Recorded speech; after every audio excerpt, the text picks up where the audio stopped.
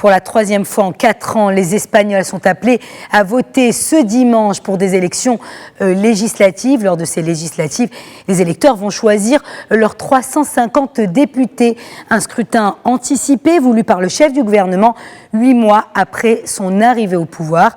Le socialiste Pedro Sánchez a mis en garde hier contre le risque de voir l'extrême droite obtenir dimanche un score bien plus important que ne le prédisent les sondages. Selon les derniers sondages, Pedro Sánchez est donné gagnant par les sondages. Son parti socialiste resterait toutefois loin de la majorité absolue.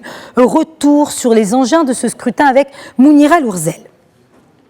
En Espagne, l'instabilité remonte aux élections de décembre 2015. Aujourd'hui, le risque de blocage politique semble toujours aussi important. Si le chef du gouvernement sortant, Pedro Sánchez, est donné gagnant par les sondages, son parti socialiste resterait loin de la majorité absolue. Il devrait donc nouer des alliances avec la gauche radicale de Podemos et des partis régionaux, dont, a priori, les indépendantistes catalans. Par-dessus tout, le 28 avril, je souhaite qu'aucun parti n'obtienne la majorité. Je voudrais que le pouvoir soit réparti parmi les différents partis afin qu'ils continuent à se contrôler. Nous avons vu que les majorités absolues n'amènent rien de bon.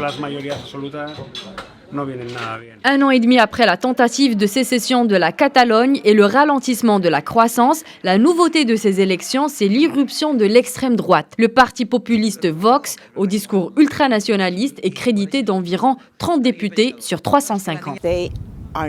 Vox n'est pas un parti conventionnel. Ils ont des principes. Les partis conventionnels n'ont pas de principes.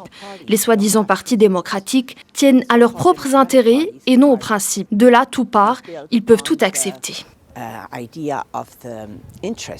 La formation politique inexistante dans les sondages il y a à peine 1 an avait recueilli près de 11% des voix lors des élections régionales en Andalousie. Les principaux thèmes de cette campagne ont été la fiscalité et l'emploi. Les Espagnols sont préoccupés par le chômage. Il est estimé à plus de 14% au premier trimestre de cette année.